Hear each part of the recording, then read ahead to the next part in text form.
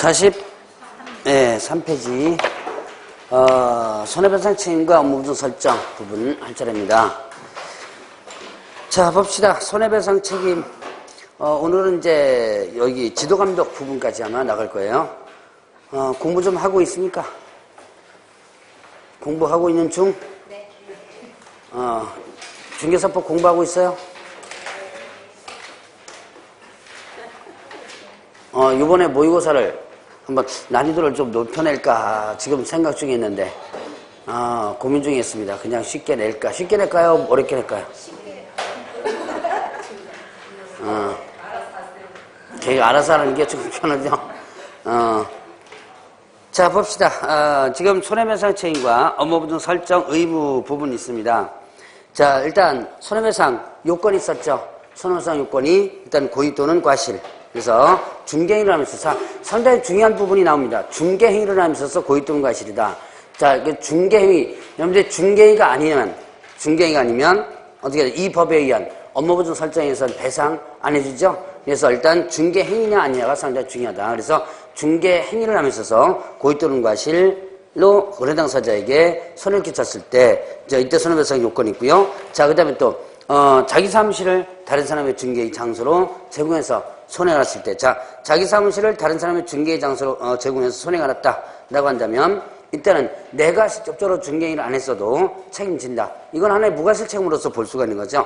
자, 일단 손해배상 요건 두 가지 있죠. 손해배상 요건 두 가지 고의 또는 과실. 뭐 할 때 고의 또는 과실이에요?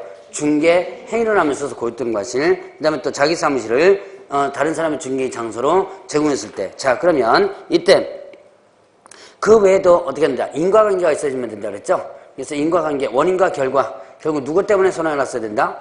개업, 공제선언, 중개보전, 즉 고용 때문에 손해가 났어야 되고요. 자, 그 다음에 또 재산상 손해만 해당된다 그랬죠? 우리 이런 해석상에 있어서는 재산상 손해만 해당된다. 그래서 뭡니까? 정신적 손해는 해당되지 않는다라는 부분이 있었습니다. 자, 그거 구분해 보시고요. 자, 그 다음에 이제 업무보증. 자, 업무보증은 어떻다? 자, 일단 여기 개념부터 한번 보셔야지. 업무보증이란 의미가 뭐였었어요? 업무보증 의미란 일단 업무보증은 업무보증 요 의미부터 파악하시라. 자, 언제 발생될지 모르는 채무, 즉 장래 발생채무에 대한 뭐 하는 줄 알았어요?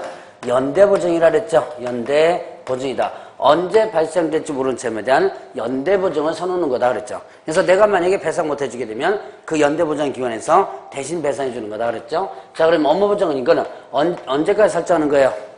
업무 개시 전. 이거는 자, 업무 개시 전까지. 자, 업무 개시 전까지 업무보증을 설정한다 그랬고요. 업무 개시 전까지 설정해서 신고해줘 해주면 되죠. 이때 업무보증 설정 안 하고 업무 개시하면 어떻게 되죠? 위반 시 업무보증 설정 안 하고 업무 개시하면 위반하면 어떻게 된다?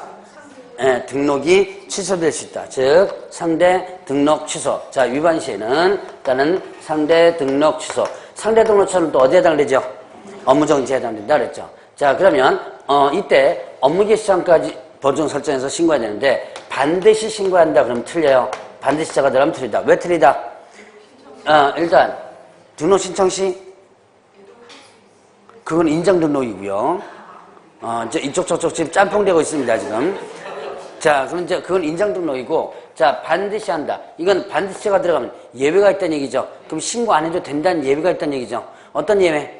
보증기관이 등록관청으로 직접 통보한 경우. 자, 보증기관이 등록관청으로 직접 통보한 경우에는 신고를 생략할 수 있다고 했습니다. 그래서 신고 생략할 수 있다는 예외 규정에 의해서 반드시 신고한다 그러면 틀리다 라고 하는 거 구분해 놓으시고요. 자, 그러면 일단 업무보증 설정 기관이 있었죠. 자, 보증보험에 가입하거나 공제 가입하거나 아니면 또 공탁하거나 요 세 개 중에 택 1 하죠. 자, 중개사무소 개설 등록한 개업공개서는 보증보험에 가입해야 한다. OX. 보증보험에 가입해야 한다. 틀리죠. 자, 세 개 중에 택이란다 그랬죠. 자, 중개사무소 개설 등록한 개업공개서는 협회에 공제 가입해야 한다. OX. 틀리고요. 자, 공인중개사 협회에 가입한 개업공개서는 공제 가입해야 한다. 이렇게도 틀리죠. 자, 세 개 중에 무조건 하나 선택해서 하면 됩니다. 자, 그러면 선택해서 하는데 금액이 어떻게 되죠? 자, 법인에 있어서는 어떻게 된다? 자, 주된 사무소와 그 다음에 또 분사무소로 나눠지죠. 주된 사무소는 얼마 이상? 예, 2억 이상을 설정한다. 자, 그 다음에 분사무소는요, 1억 이상을 설정한다 그랬죠. 자, 공인중개사인개업공개사와 그 다음에 부칙개업공개사였습니다. 자, 공인하고 부칙개업공개사는 어떻게 돼요?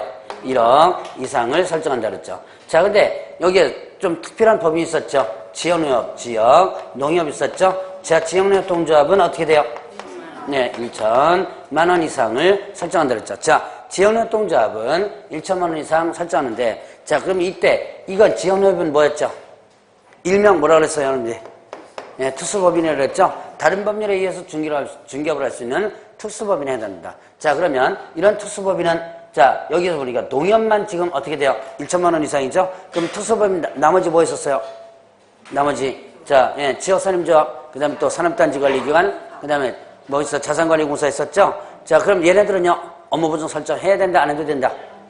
해야지만 된다 그랬죠? 자, 근데 금액 안 정해져 있죠? 그럼 어떻게 따르라 그랬어요? 일반 법인과 같다라고 했었죠. 그래서 나머지 특수법인은 일반 법인과 같이 업무보증 설정을 해줘야지만 됩니다. 자, 그러면 이 금액을 보증법인의 공제는 어떻게 한다? 자, 1년 단위로, 대부분 1년 단위로 한다 그랬죠? 1년 단위로 해가지고 연대보증료로 준다 그랬죠? 연대보증 해주는 대신에 돈 얼마 줘? 연대보증을 주고 일단은 가입한다 그랬어요. 그러나 공탁은 어떻게 된다? 이거를 통째로 집어넣는다 그랬죠? 통째로 집어넣는다. 자, 그러다 보니까 공탁하는 게 거의 없다 그랬고요. 또 안 하는 이유가 있다 그랬죠? 자, 이건 시험 문제 나오는 거예요. 공탁은 사망이나 폐업하면 회수가 금지되죠? 몇 년간? 네, 3년간. 자, 3년간 회수가 금지된다 그랬죠. 자, 그래서 요것 때문에도 공탁 안 한다 그랬죠. 자, 그러면 이제 이렇게 해서 업무보증 설정을 해서 신고를 하고 업무를 개시하면 되는데요. 자, 그러면 이제 여기서 보증을 변경하고자 할 때 있죠? 자, 보증을 변경하고자 할 때, 이때 어떻게 한다 그랬어요? 하고자 할 때, 이때 뭐 한다? 보증을 변경하고자 할 때, 어떻게 한다 그랬어요? 효력이 있는 기간 중에 바꾸라 그랬죠? 자, 이때는 효력이 있는 기간 중에 바꾸라 그랬죠. 그리고 마찬가지로 신고하라 그랬습니다. 자, 그 다음에 보증이 어떻게 된다면? 보증이 만료된다면, 이때 언제까지?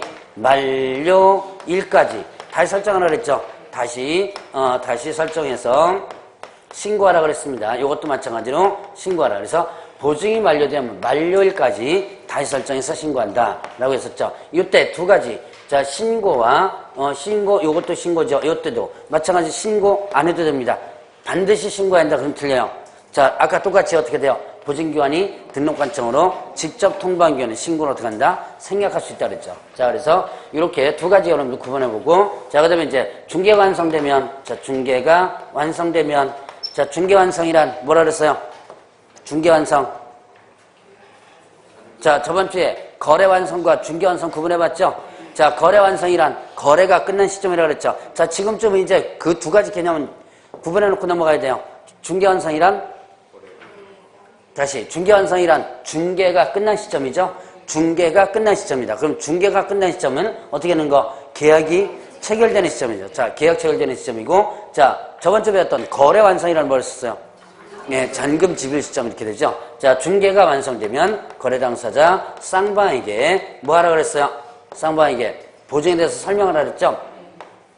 자, 보증에 대해서 뭐하고 설명하고, 그 다음에 증서 사본을 어떻게 하라? 사본을 교부해주라 라고 했었죠. 자, 여기서 보죠. 자, 중개가 완성되면 쌍방이 하라 그랬습니다. 여기에 취득의뢰인 OX 틀립니다. 자, 여러분들 확인 설명 누구한테 하죠? 네, 취득의뢰인이 하죠. 자, 확인 설명은 중개가 완성되기 전에 하는 거고, 확인 설명은 중개 완성되기 전에 하는 거죠. 그 다음에 누구한테 하는 거다? 취득의뢰인한테 하는 거죠. 근데 이거는 보증에 대해서 설명하고, 그 다음에 증서사본 교부해주라. 이거는요, 중개가 완성되만 하는 거고, 어떻게 한다? 쌍방이 어떻게 돼요? 교부를 해줘야죠. 취득은행 교부해주는 게 아니라 쌍방이 교부해주는 거죠. 자, 보증에 대해서 설명하라. 내가 어디다 들고 있고, 금액은 얼마짜리고, 기간은 언제까지다. 라고 하는 거와, 그 다음에 증서사본, 복사본은 교부해주죠. 자, 요거 위반하면 어떻게 되죠?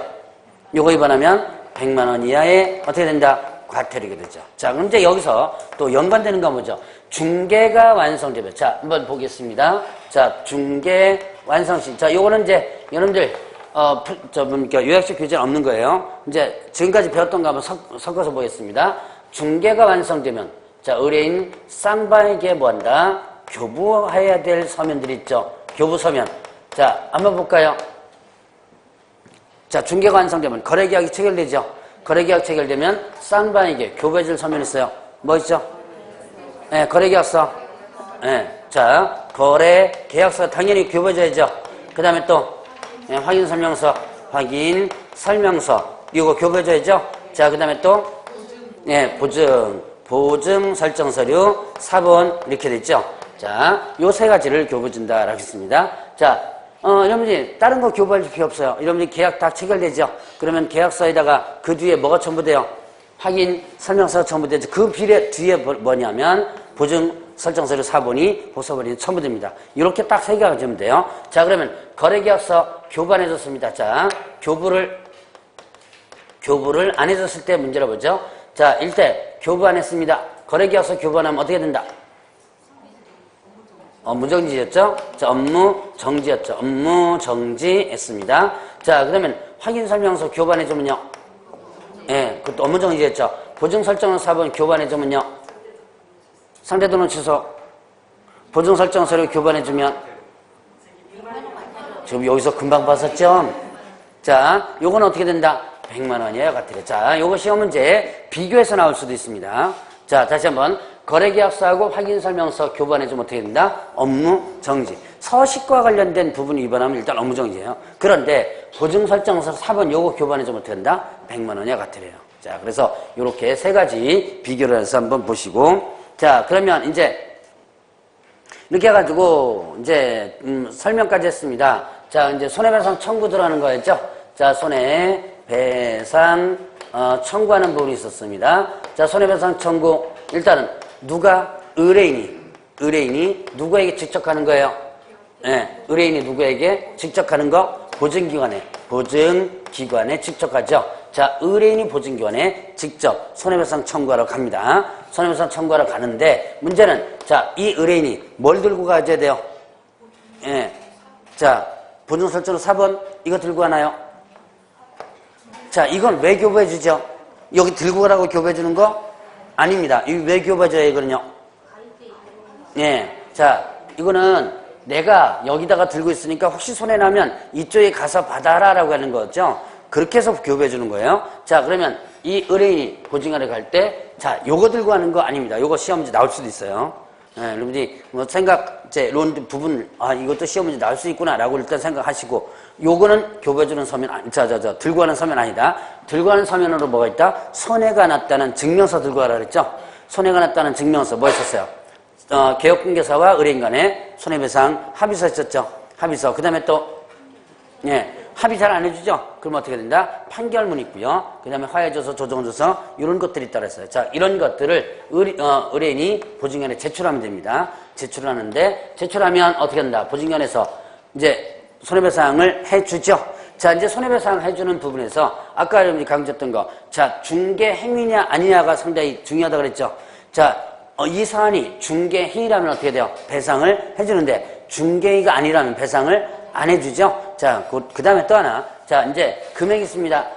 자, 예를 들어서 자, 공인중개사는 개업공개사는 얼마 이상 설정해요? 예, 1억 이상을 설정하죠. 자, 공인중개사는 개업공개사는 1억 이상을 설정하라 해야 되는데, 자, 판결문이 1억 5천만 원 나왔다. 자, 그러면 이거 다 준다, 안 준다? 안 준다 그랬죠? 자, 그래서 얼마만큼만? 1억만 주고, 나머지 5천만 원은 배상을 안 해줍니다. 왜? 내가 연대보증 얼마만큼 했기 때문에 1억 범위에서만 연대보증했기 때문에, 그럼 5천만 원 소멸된다, 안 된다?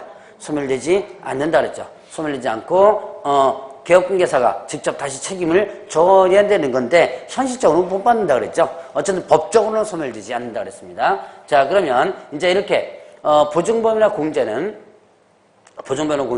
손해배상을 해주죠. 그러면 효력이 어떻게 돼요? 없어진다 그랬죠. 보증보험 공제는 손해배상을 해주면 효력이 소멸된다. 소멸되니까 다시 가입하라 그랬죠. 그 다음에 공탁은 어떻게 한다 그랬어요?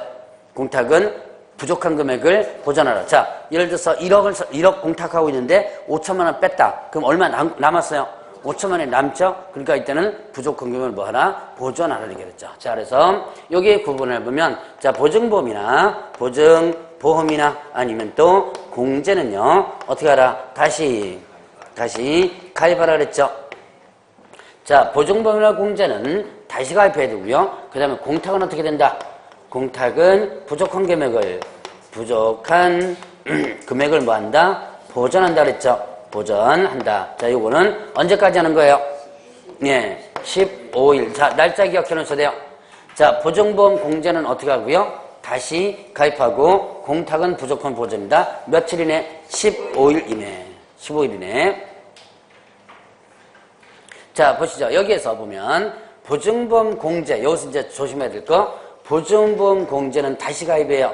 공탁은 부족한 보전이라죠. 자, 이거 거꾸로 이렇게 뒤집으면 어떻게 된다? 맞다, 틀리다?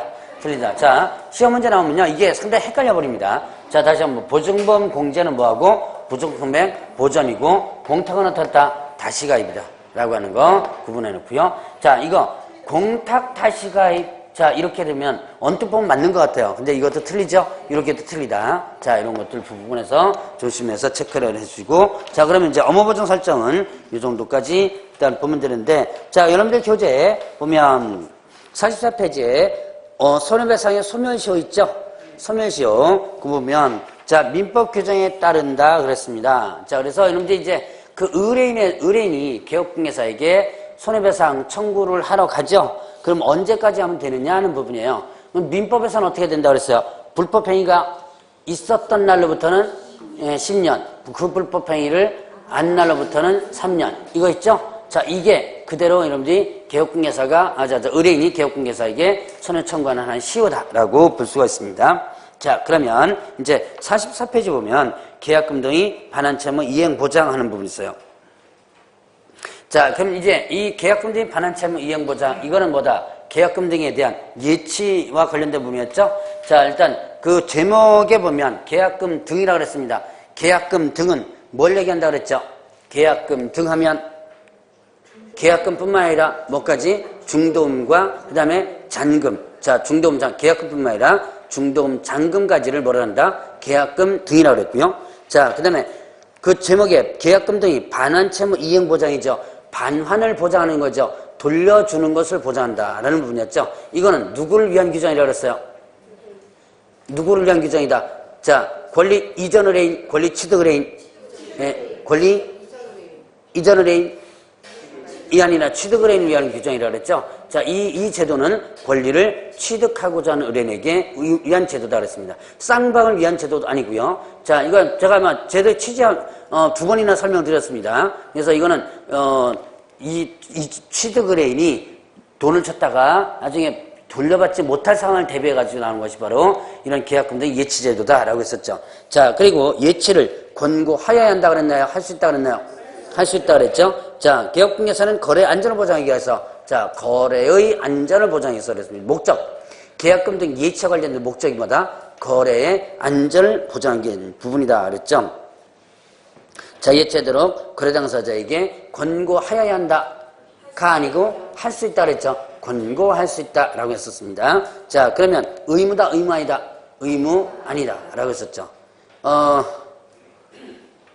아마 올해도 아마 중개사법이 또 개정될 것 같은데 뭐 여러분들은 상관이 없어요. 여러분들은 뭐 올해 다 합격할 거니까 상관이 없고 내년부터는 이 계약금 등 예치 제도가 좀 바뀔 것 같아요. 에스크로 제도가 강화된다고 합니다. 그래서 부동산 중개 쪽에도 에스크로 제도가 강화된다고 그러는데 아마 이번에 이 개정안이 아마 마련될 거예요 아마. 근데 그 여러분들과 상관이 없죠? 예, 여러분들은 올해 다 뭐 하니까? 예, 하니까 가니까 상관없고, 이제 내년 공부하시는 분들이 아마 이거는 좀 의무로 될 것 같아요, 내년엔. 자, 지금 이 계약금도 예치제도는 어떻게 돼요? 계약금 예치제도는 지금 의무다, 의무 아니다? 의무 아니. 이거 전체가 의무 아니죠? 전체가 의무 아닙니다. 자, 다만 이제 그 뒤에 나오겠지만, 뭡니까? 개업공개사 명의로 예치했을 때는 저 의무만 좀 하지 나머지는 전체가 의무 아니에요. 근데 아마 내년부터는 이 에스크로가 의무로 규정될 가능성이 상당히 많아요. 그래서 좀 강화시킬 거다. 금융 쪽에서도 에스크로우 제도가 지금 많이 활용되고 있거든요. 그래서 아마 이게 강화될 것 같습니다. 자, 어쨌든 지금은 의무 아니에요. 지금 여러분들 공부하는 이 시점에서는요. 자, 예치를 권고하여야 한다가 아니고 뭐다? 할 수 있다. 자, 그러면 이때 예치 명의자와 예치 기관이 있었죠. 자, 예치 명의자가 있고 그 다음에 뭐가 있다? 예치 기관이 있습니다. 자, 예치 명의자는 누구? 개업, 공인중개사 또는 자, 개업공개사 또는 뭐셨죠? 은보, 그 다음에 신채공전이랬죠. 자, 개업공개사 또는 은뭐죠?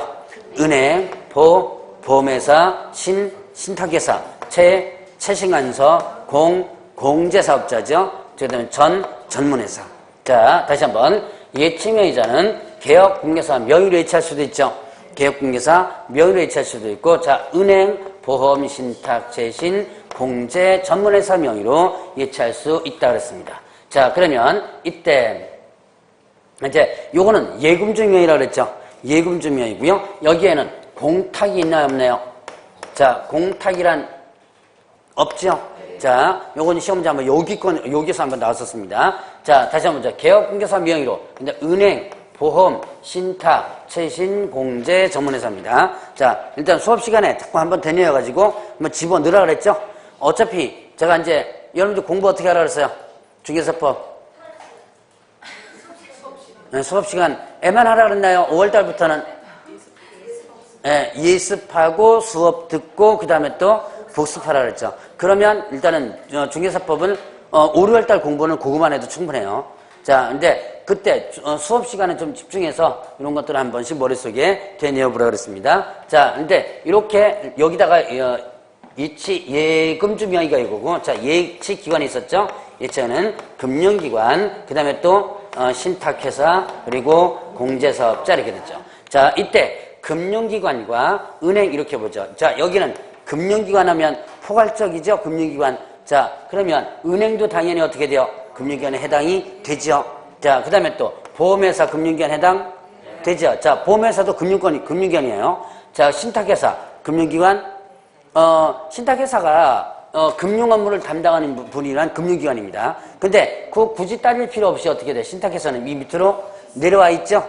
자, 그 다음에 최신관서 금융기관이죠. 금융기관이고, 자, 공제사업자는 금융기관이 아닙니다. 금융기관은 취급 안 해요. 그런데 어떻게 된다? 그런데 공제가 밑으로 내려와 있죠. 요게 공제예요. 자, 계약금 등 예치 관련 전문회사 있죠.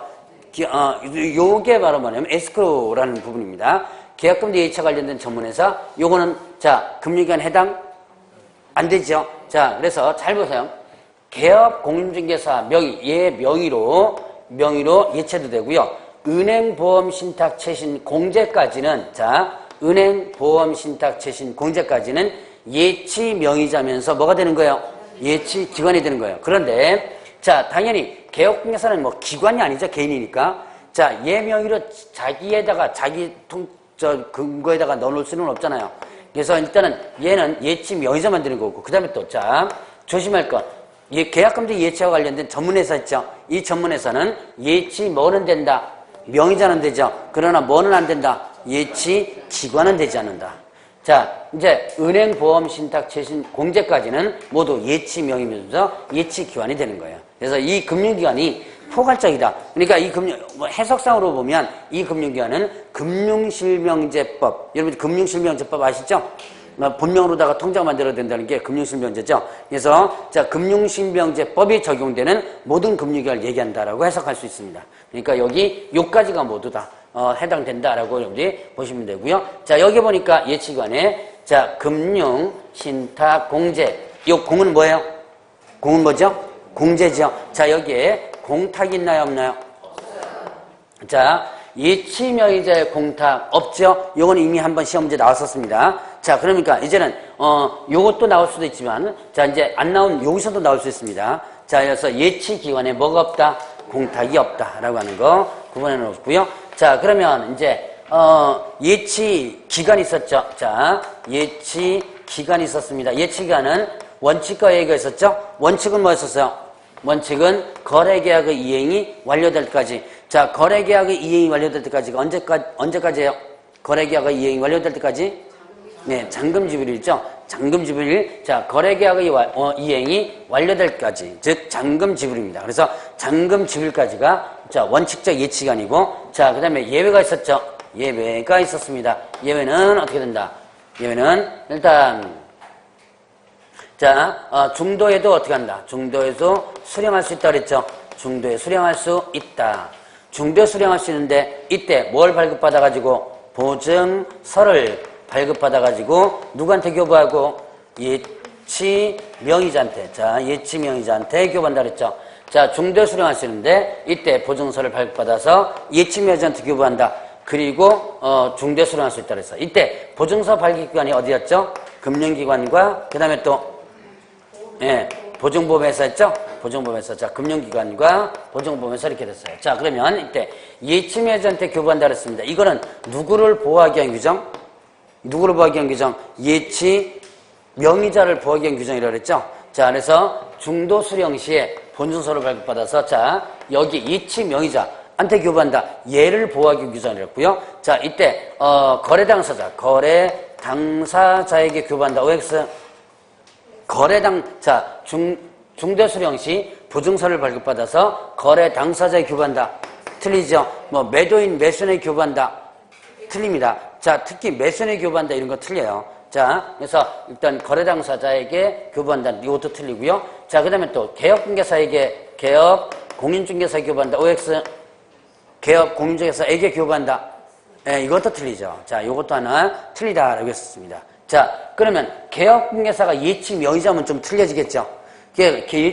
개업공개사가 예치 명의자라면 얘기가 틀려지죠. 그런데 이게 예치 명의자는 표시 없이 그냥 개업공개사 교부한다 그러면 틀립니다.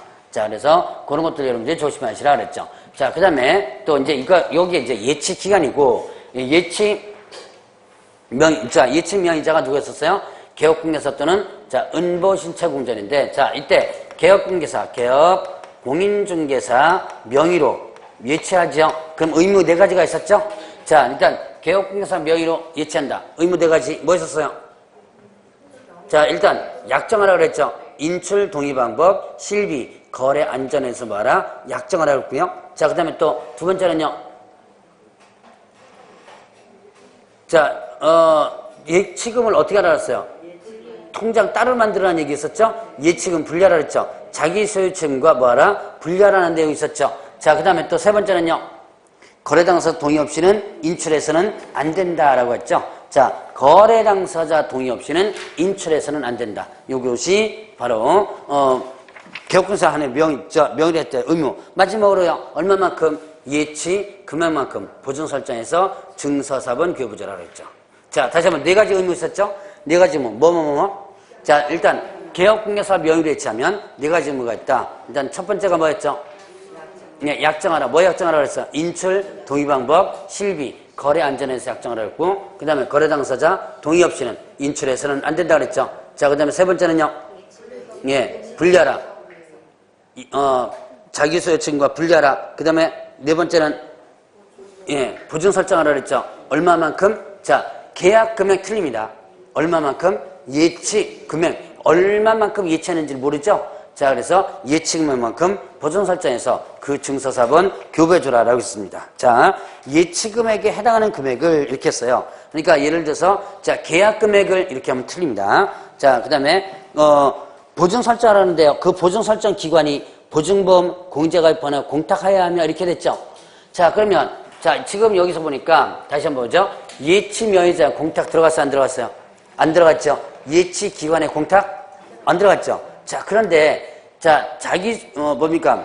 그, 개업공개사 명의로 예치했을 때, 보증 설정에는 공탁이 어떻게 돼요? 들어가 있어요. 그러니까 업무 보증 설정하는 거죠? 보증 설정하는 거니까, 여러분 여기에 나왔던 요 공탁 있죠?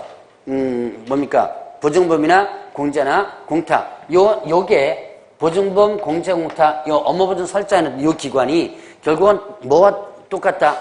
계약금도 예치해서 개업공개사 명의로 예치했을 때 보증 설정하는 그 부분과 같다. 그래서 여기에 유일하게 지금 공탁이 들어가 있다는 거 주의를 해주시기 바랍니다. 자, 요거 지금 이거 위반하면 어떻게 되죠? 이러면 이제 46페이지에 개혁공개사 면을 예치하는 게 의무 있죠? 요거 위반하면 어떻게 돼요? 이거 위반하면 위법 또는 위법 명령에 비해서 업무정지입니다. 요건 좀 기억을 좀 해놓으시기 바랍니다. 요거는 위법 또는 위법 명령 위반해서 어떻게 된다? 업무정지. 처분을 받을 수 있다. 자, 그러면 자, 이건 보죠. 지금 여러분들 거기에 그 계약금 뭡니까? 개혁공개사 명의를 예치하는 경우에 의무분에서 네 번째 보니까 보증 설정에서 4번 교부해주라 그랬죠? 자, 이거 전자문서로 가능하고요. 자, 그러면 보죠. 여기서 보면 여기도 마찬가지였죠? 자, 다시 보세요.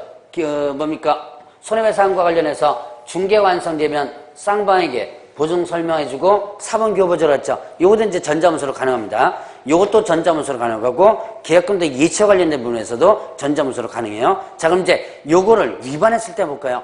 자, 업무보증 설정에서 자, 거래가 계약 처리되면 즉 중개가 완성되면 쌍방에게 자, 이 증서 4번 교부제라고 했죠. 요 4번 교부 안 해주면 어떻게 되죠? 100만 원 이하의 과태료죠. 자, 그 다음에 개업 공민주상 명의로 계약금 등을 예치했습니다. 그러면 어떻게 한다? 일단 보증 설정에서 예치기면 보증 설정에서 4번 교부제라고 했죠. 요거 위반하면 어떻게 되죠? 예, 업무정지. 똑같이 이렇게 4번 증서 4번 업무보증 설정 증서 4번 교부해 주는 건데 똑같이 어떻게 된다? 4번 교부해 주는 거죠. 그런데도 각각 틀리다. 이쪽으로는 100만 원 같아지만 여기서는 어떻게 된다? 업무정지 이렇게 되죠. 참고적으로 여러분들 교재 잠깐 보세요. 45페이지 혹시나 싶어서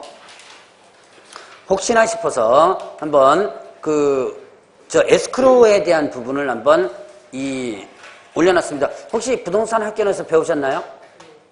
한번 배우셨죠? 에스크로라고 하는 것이 주로 뭐였었어요? 에스크로 학교론에서 배우셨다며요? 한번 들어는 본 것 같죠? 학교론에서 아마 있긴 있을 거야 아마. 자, 흔히 이 에스크로를 이행대행업이다라고 표현을 많이 합니다.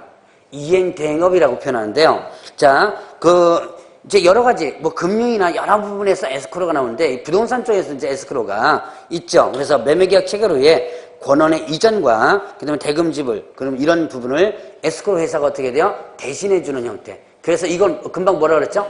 이행대행업, 이렇게도 표현한다 그랬죠? 이행을 대행하는 업체다. 그래서 이행대행업이, 그 다음에 에스크로 회사, 변호사, 은행 이런 데서 주로 많이 하고요.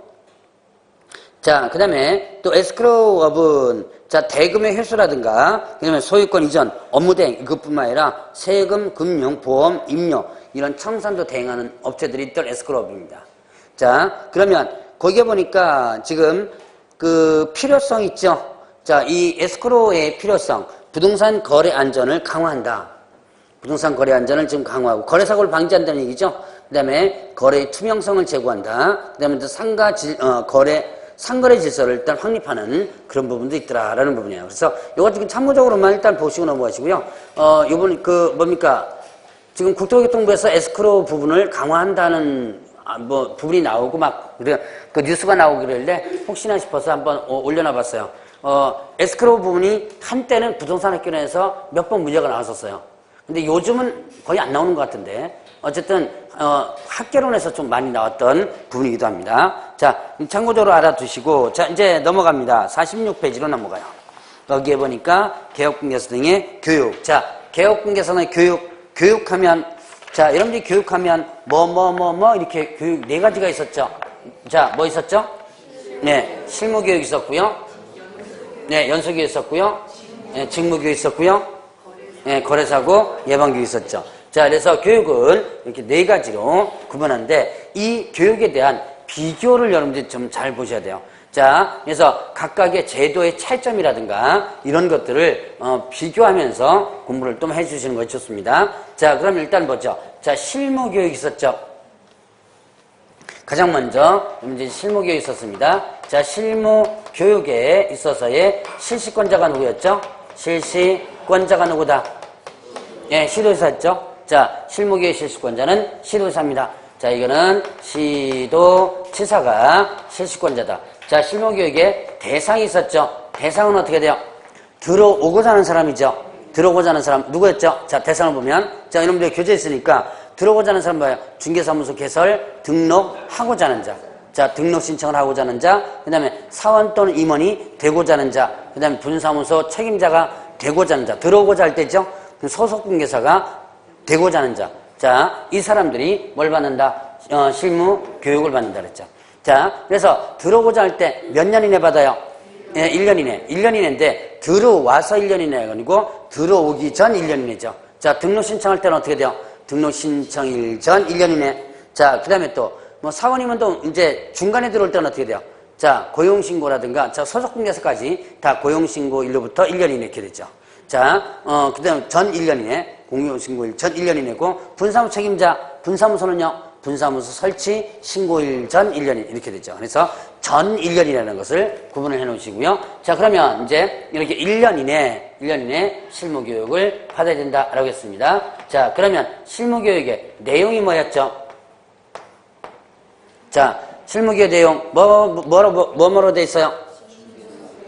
예. 일단 자, 개업 공개사 및 소속 공개사에 뭐 있었죠? 일단은 자, 부동산 중개 경영 실무 이런 게 있었죠? 자, 부동산 중개 경영 실무 있었고요. 그다음에 또 법률 지식 있었죠? 자, 법률 지식 있었고요. 또 예, 직업윤리. 자, 다시 한번 크게 세 가지로 보면 크게 세 가지입니다. 일단 첫 번째가 뭐였다? 법률 지식. 자, 법률 지식이 있었고요. 자, 그다음에 두 번째가 부동산 중개 경영 실무. 그러니까 부동산 중개 실무 경영 실무 합쳐놓은 거죠. 자, 그다음에 또 직업윤리. 자, 그래서 이 내용을 보면 일단은 법률 지식, 개업공개 소속공개사 되고자 하는 사람의 법률 지식과 그다음에 또 부동산 중개와 자, 중개와 경영 실무, 중개 그다음에 경영 실무가 있었죠. 경영 실무 그다음에 또 뭐가 있었다? 네, 직업윤리 이렇게 했었죠. 직업윤리 이렇게 했었습니다. 자, 그러면 그 시간이 어떻게 되죠? 네, 자, 시간은 어떻게 된다? 28시간 이상 32 이렇게 되죠. 자, 요게 실무교육과 관련된 부분입니다. 그러니까 이거를 여러분들이 이제 실무교육 하나만 딱 기억할 게 아니라 이거를 실무교육과 다른 교육을 어떻게 돼요? 비교를 하는 부분이 필요합니다. 자, 이제 여기까지가 이제 실무교육과 관련된 부분이고, 그 다음에 이제 또 그 다음이 직무교육 있었죠? 자, 직무교육. 자, 직무교육의 실시권자가 누구였죠? 실시권자. 예, 자, 이거는요, 실무교육 실시권자는 시도의사죠? 근데 직무교육 실시권자는 뭐다? 시도지사 또는, 예, 등록관청. 자, 등록관청이다. 그래서 시도의사 또는 등록관청이다 그랬습니다. 자, 그래서 여기에는 실무교육은 시도의사가 있는데, 여기는 뭐가 들어갔다? 관청도 들어가 있다는 거. 자, 그러면 일단 직무교육의 대상이 뭐였죠? 대상은 중개보조원이 되고자 하는 자, 고용신고일 전 몇 년 이내? 1년 이내. 자, 받아야죠. 자, 그러면 이때 대상은, 자, 여기서 보면 실무교육의 대상이 뭐였어요? 자, 소속공개사 있죠? 소속공개사는 무슨 교육 받는 거고, 실무교육 받는 거고, 중개보조원 무슨 교육 받는다? 예, 직무교육 받는다. 자, 그러면 1년 이내, 들어오기 전 1년 이내 받는 거 공통이죠? 자, 그 다음에 또 하나의 공통이, 자, 실무교육, 직무교육을 안 받아도 되는 경우 있죠? 어떤 경우에? 자, 폐업했다가 다시 등록하거나, 소속공개에서 고용관계 종료되고 나서 1년 이내, 자, 폐업했다가 1년 이내 다시 등록할 때, 고용관계 종료되고 나서 1년 이내 다시 등록할 때는 어떻게 한다? 실무교육 안 받는다 그랬죠? 마찬가지 직무교육도 어떻게 돼요? 실무교육 안 받는다? 고용관계 종료되고 나서 1년 이내 다시 어떻게 한다? 등록한다면, 등록이 아니죠. 소속공개사 뭡니까? 소속공개사 아니고 중개보전이죠? 중개보전, 고용신고한다면 이때는 안 받는다라는 부분이었죠. 자, 그래서 요 대상들, 일단은, 누구다? 직무교육 대상이 누구라 그랬어요? 예, 중개보전이 있고요. 자, 그 내용이 어떻게 되죠? 내용이 어떻게 된다? 자, 직업윤리였죠. 직업윤리였고요. 자, 그 다음에 시간이 어떻게 되죠? 예, 자, 서너 시간이라 그랬죠? 3, 4시간 이렇게 되죠. 자, 이렇게 해서 이제 직무교육과 그 다음에 실무교육을 한번 구분해 봅니다. 자, 그러면 이제 요 직무교육 부분에서 보죠. 직무교육을 받고, 이거 한번 언젠가 물어본 것 같은데, 자, 직무교육을 받고 중개보존을 일하다가 공인중개사 자격을 취득했습니다. 자, 그러면 공인중개 자격 취득했으니까 나 이제 뭡니까? 직원 안 하고 뭐 할래? 사장을 해. 중개사무소 개설 등록을 하죠. 이때 바로 나가서 고용관계 종료되어서 1년 이내 등록을 합니다. 자, 중개보존이 직무교육 받고 중개보존 일하다가 등록을 합니다. 이때 자, 실무교육을 받아야 되나요? 안 받아도 되나요? 네, 이때는 받아야지만 되죠? 자, 이거는 직무교육과 실무교육은 성격이 완전히 어떻게 돼요? 틀리죠? 자, 보면 이 직무교육은 시간도 틀리고요. 내용도 보면 직업윤리만이죠. 그런데 여기는 뭐다? 법률지식, 중개, 경영, 실무, 직업윤리까지 모두 들어가 있는 거죠. 자, 그러면 이제 연수교육 있었죠? 연수교육 실시권자가 누구다? 자, 실시권자가 누구죠? 실시권자가 누구? 예, 시도지사죠. 자, 그래서 연수교육의 실시권자는 누구? 시도지사. 자, 그러면 그 대상이 누구였어? 대상은 누구다? 예, 자, 이거는 개업 공인중개사 및 어떻게 돼요? 예, 소속공개사. 자, 개업공개사 및 소속공개사. 자, 개업공개사하고 소속공개사가 뭐 대상이 된다? 뭐 대상이 된다? 예, 연수교육 대상이 된다. 자, 그러면 이때 개업공개사 및 소속공개사 이렇게 됐습니다. 자, 지금 실무교육을 받은 사람들이 일단 여기에 개업공개사, 소속공개사, 연수교육 대상이 되는데 일단은 뭐죠? 여기에 시기가 있었죠. 이거는 여기에는 시기가 이건 들어오고자 할 때 받는 거니까. 근데 이거는 시기 있었죠. 실무교육 받은 날부터 몇 년마다? 2년마다. 자, 실무교육을 받은 날부터 2년마다 받으라 했으면 2년마다 그러니까 2년마다 받으라 했으니까 2년마다 어떻게 돼요? 계속 받아주면 되겠죠? 2년마다 계속 뭘 받아라? 연수교육을 받아라 그랬습니다. 자, 그러면 이제 연수교육에 내용이 있었죠? 내용이 뭐다? 자, 법제도의 변경사항이 있었죠? 자, 변경사항과 그 다음에 또 뭐예요? 예. 자, 이제는 여기 실무교육과 관련된 내용 똑같습니다. 자, 이렇게 그냥 필기 하나 해보죠. 자, 법제도의 변경사항, 그 다음에 부동산 중개 경영실무, 그 다음에 직업윤리. 자, 그러니까 저 실무교육과 연수교육을, 교육 내용을 보세요. 교육 내용 보면 차이점이 어디서 차이점이 나타난다? 예, 저쪽에서는 뭐예요? 법률, 지식. 여기서는요? 변경사항. 요것만 차이가 날 뿐, 나머지 뒤에 것은요? 부동산 중개 경영실무, 그 다음에 직업윤리는 내용이 똑같아요. 자, 그래서 그 내용들 한번 구분을 해보고요. 자, 그러면 연수교육과 관련된 부분은 시간이 어떻게 되죠? 시간이 어떻게 된다? 12에서 16이고요. 자, 그 다음에 또 연수교육은 어떻게 통제해줘야죠? 통제합니다. 통제하는데 어떻게 통제하라? 어떻게 통제하라? 예. 자, 실무교육 또는 연수교육. 연수교육을 받았어도 또 2년마다 계속 받아야죠. 자, 실무교육 또 연수교육을 받은 날로부터 2년이 되기 2개월 전. 자, 2개월 전까지 뭐하라? 통제하라 그랬습니다. 통제하라. 자, 2년이 되기 2개월 전까지 통제하라라는 부분이 있었습니다. 자, 여기서는요, 공고 규정이 없습니다. 그냥 뭐냐면 통지 규정만 있어요. 자, 공고 규정이 일단 없다. 이거는 일단 써놓고 나중에 조금 이따 설명할 겁니다. 자, 연수교육은 좀 내용이 많죠? 자, 연수교육 부분에서는 특히 실무교육과 비교를 많이 해보셔야 돼요. 자, 실무교육과 비교하는 부분은 일단 어디서 비교한다? 자, 그 내용과 시간. 여기서 실무교육과 비교하시고, 자, 그러면 또, 이제 대상자를 잠깐 보죠. 자, 대상자가 지금 개업공개사하고 누구예요? 소속공개사죠. 개업공개사, 소속공개사가 대상이다. 그러면 지금 직무교육 받고 들어온 중개보존은 얘 대상? 아니죠. 자, 중개보존 대상이 아닙니다. 자, 그럼 이제 또 하나 있어요. 지금 뭐냐면 법인의 사원은 임원이죠. 사원 또는 임원. 자, 이거 갖고 한번 따져볼까요? 자, 사원 또는 임원이 공인중개사인 사원 또는 임원 있고 공인중개사가 아닌 사원 또는 임원. 이게 두 가지로 나눠지죠. 자, 이때 이 사원 임원. 자, 실무교육 받아야 안 받아요? 공인중개사 아닌 사원 임원. 공인중개사가 아닌. 자, 공인중개사가 3분의 2, 3이 된다 그랬죠? 그럼 공인중개사가 아닌 사원 또는 임원 실무교육 받는다 안 받는다? 받는다? 안 받는다? 다시. 받는다 안 받는다? 네, 받습니다. 자, 공인중개사가 아닌 사원 또는 임원들. 자, 여러분 저기 두 번째 주에 벌써 네 번째 주가 됐나요? 자, 두 번째 주에 등록 부분하면서 등록 기준에서 사원 또는 모두가 실무교육 받으라 그랬죠? 그 공인중개사 이건 아니건 그 법인을 구성하는 사원들 모두가 이제 실무교육 받습니다. 자, 그러면 이때 연수교육을 다 받느냐 하는 부분이에요. 사원 또는. 자, 이거 한번 볼까요? 네, 자, 이때는요.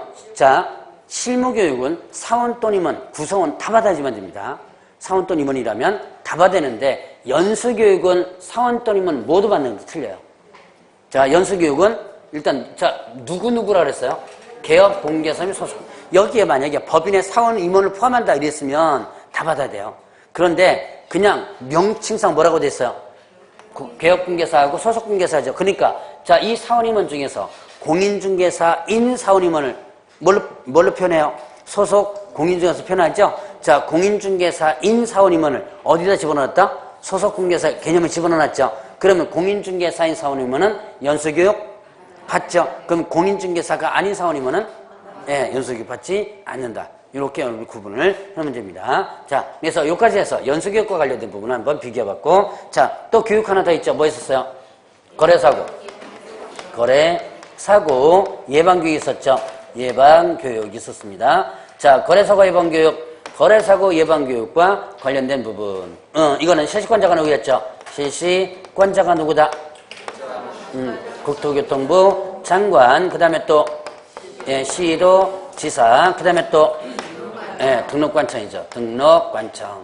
자, 그래서 국토교통부 장관, 시도지사, 등록관청. 자, 국장, 시도지사, 등록관청이 뭐가 되는 거? 거래사고 예방교육의 실권자다. 자, 그러니까 그 대상이 뭐라 그랬죠? 대상은 누구다? 개업. 자, 개업, 공인중개사 등이라 그랬죠? 대상은 개업공개사 등 했습니다. 자, 그러면 좀 보세요. 여기는 지금 다른 교육은 보면 물론 직무교육은 등록관청이 들어가 있지만 기본적으로 실무, 직무, 연수교육에 실시권자가 기본적으로 누구예요? 시도지사죠? 물론 이제 등록관청 들어가 있는 게 직무교육이 있지만 기본적으로 시도지사입니다. 그런데 거래사고 예방교육은 실시권자가 누구다? 국장, 시도지사, 등록관청이 거래사고 예방을 위한 교육을 실시할 수 있다고 그랬죠? 자, 그럼 문제. 국장이 거래사고 예방교육 실시할 수 있다. OX. 네, 맞죠? 시도지사가 거래사고 예방교육 실시할 수 있다. 맞는 내용이죠. 등록관청이 실시할 수 있다. 맞죠? 자, 그래서 이렇게 실시할 수 있는 예외적인 부분이 있더라라고 하는 거 구분해 보시고요. 자, 그러면 모두 다가 실시권자고 모두 다가 대상이라고 그랬죠. 개업, 공인중개사 등 누구까지 다 받는 거예요? 소속 공인중개사까지 받는 거죠. 자, 소속 공개사까지가 들어간다는 거 구분해 주시고, 자, 그러면 일단 거래사고 예방교육과 관련된 시간 있어 없어요? 규정 없죠? 자, 시간 규정 없고요. 그 다음에 교육 내용 규정 없습니다. 그냥 교육 내용이 거래사고 예방교육이에요. 교육 내용도 규정 없다. 자, 그러면 이제 통지하라 그랬죠? 통지하라. 어떻게 통지하거나 뭐 한다? 공고. 여기는 공고가 들어갑니다. 통지하거나 뭐 한다? 공고해줘야 돼요. 자, 통지 공고는 자, 교육일 며칠 전까지? 예, 10일 전. 자, 10일 전까지. 교육일 10일 전까지 통지하라는 부분이 있었어요. 자, 그 다음에 또 여기서는 교육비 지원 규정이 있었죠? 교육비를 지원하는 규정이 있었습니다. 자, 지금 거래사고 예방교육에 대한 교육비 지원이 있어요. 자, 지금 실무교육, 직무교육, 연수교육은요, 교육비 지원 규정이 없습니다. 자, 다시 한번 어디에는 교육비 지원 규정이 없다? 실무, 직무, 연수에는 어떤 규정 없다? 교육비 지원 규정이 없습니다. 그러나 거래사고 예방교육은 뭐한다? 교육비를 지원할 수 있다 그랬죠. 자, 그래서 필요한 비용을 지원할 수 있다라고 있었습니다. 자, 그까지 한번 구분해 보시고요. 자, 그러면 이제 여러분들 교재에 있는 거 잠깐 보죠. 교육의 지침 마련 규정이 있었죠. 지침 마련. 국토부 장관은 자, 시도지사가 실시하는 실무, 직무, 연수교육의 전국적 균형을 위하여 필요하다 인정하면 교육의 지침을 마련해서 시행할 수 있다고 했습니다. 자, 그러면 지침을 마련해서 시행할 수 있다고 그랬고요. 지침에 관한 필요한 사항은 대통령령으로 적어낸다고 그랬는데 그 지침에 대한 들어간 내용은 제가 요약집에는 집어넣지는 않았습니다. 자, 보죠. 지금 지침 마련은 누가 하는 거다? 지침 마련 누가 한다? 국장이 하죠. 무슨 교육에 대해서? 실무, 직무, 연수에 대해서. 실무, 직무, 연수교육에 대해서. 자, 그러면 여기서 보죠.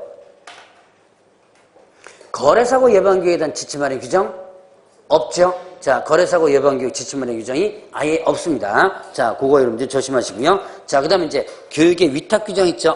위탁. 자, 국토교통부 장관, 시도지사 등록관 차원. 자, 업무 위탁의 근거 규정이 있어요. 업무 위탁의 근거 규정이 이제 국장, 시도지사 등록관 차원 대통령령의 전부에 따라 그 업무의 일부를 어디다가 협회 또는 대통령이 전는 기관에 위탁할 수 있다 그랬죠. 자, 여기 이제 업무 위탁의 근거 규정입니다. 자, 그러면 이제 요런 근거 규정에 의해서 위탁을 하는데, 자, 위탁에 관련된 부분은 자, 교육의 위탁이 있었고, 자, 이제 여기 여러분들 여기 있는 교육의 위탁이 있었고요. 자, 첫 번째 주에 배웠던 위탁을 하나 더 배웠죠. 첫 번째 주에 뭐 어떤 업무도 위탁할 수 있었어요? 시험이죠. 시험 위탁. 자, 공인중개사 시험에 대해서 공인중개사 시험 위탁은 누가 하는 거죠? 위탁권자가? 예, 맞아요. 시험 시행기관의 장이었죠? 시험 시행기관의 장이 어디다 위탁할 수 있다? 공기업 준정부 협회 위탁할 수 있다 그랬고, 이때 위탁한 때 관보에 고시한다. 자, 요까지가 아마 여러분들이 업무 위탁 중에서 시험 위탁 부분 아마 이미 배웠을 겁니다. 자, 교육의 위탁도 있어요. 자, 근데 교육의 위탁은 누가 위탁권자가 된다? 시도지사가 위탁권자가 된다. 자, 그래서 시도지사는 자, 위탁의 대상의 교육이 뭐였죠? 실무, 직무, 연수교육. 자, 실무, 직무, 연수교육에 대해서 자, 어디다가 부동산학과가 개설된 고등교육 제2주에 따른 학교. 자, 고등교육법 제2주에 따른 학교가 뭐라 그랬어요? 전문대학 또는 대학이라고 그랬죠? 전문대학 또는 대학. 여러분들 흔히 전문대학 또는 대학, 여기는 사이버대학도 들어가고요. 방송통신대학까지도 모두 들어갑니다. 자, 그냥 전문대학 대학이라고 아시면 돼요. 요즘 사이버대학도 다 일반 대학으로서 다 인정받고 있으니까. 자, 그러면 군기에서 협회 있고요. 그 다음에 또 공기업 준정비 있죠. 자, 여기다가 위탁할 수 있다 그랬죠. 자, 그러면 보죠. 요즘 아까 금방 시험 위탁은 어디다가 위탁할 수 있었어요? 시험 위탁은 일단 시험 시행 기관에 장이 위탁하는데 어디다가? 공기업 준정부하고 협회다가 시험 위탁할 수 있다 그랬죠. 그런데 자, 교육의 위탁 보니까 뭐까지 나와 있어요? 학교까지 나와 있죠. 학교는 교육을 위탁받을 수 있지만 뭔 위탁받을 수 없어요? 시험 시행을 위탁받을 수는 없죠. 자, 그러면 위탁한 때 어떻게 한다? 관보에 고시한다. 자, 특히 거래사고 예방교육은 위탁의 근거 규정이 없다는 거. 거래사고 예방교육은 뭐다? 위탁의 근거 규정이 일단 없다는 거 여러분들 조심하시고요. 자, 그러면 이제 교육기관 인력 기준이 있었죠? 요거 여러분들 좀 기억해 놓으라 그랬죠? 자, 박사학위 소지자 경력 기준, 박사학위 소지자 경력 기준 없죠? 자, 박사학위 소지자는 없다 그랬죠? 박사학위 소지자는 아예 없고요. 자, 그다음에 전임 강사는 2년, 그다음에 석사학위는 3년 이렇게 됐죠? 전임 강사 2년, 석사학위 3년, 전이 석삼 이렇게 기억을 해놓으라 그랬습니다. 그래서 전임 강사 2년, 석사학위 3년, 자, 그다음에 변호사 2년, 7기부상 공무원 6개월, 그다음에 그 외의 자격증 3년. 자, 다시 한번 박사학위 소유자 몇 년? 없고요. 전임 강사 석사학위 3년이죠. 변호사 2년. 자, 7기부상 공무원 6개월. 그 외 자격증 3년. 자, 이 경력 기준이 이렇게 되죠. 각 교육별 경력 기준이요. 시설 기준 면적이 얼마? 50제곱미터 강의실 1개소 이상 확보하라라는 내용이 있었죠. 자, 교육이 위탁까지 정리해 봤고요. 자, 좀 쉬시죠. 이따가 중계 보수 부분 들어갑니다.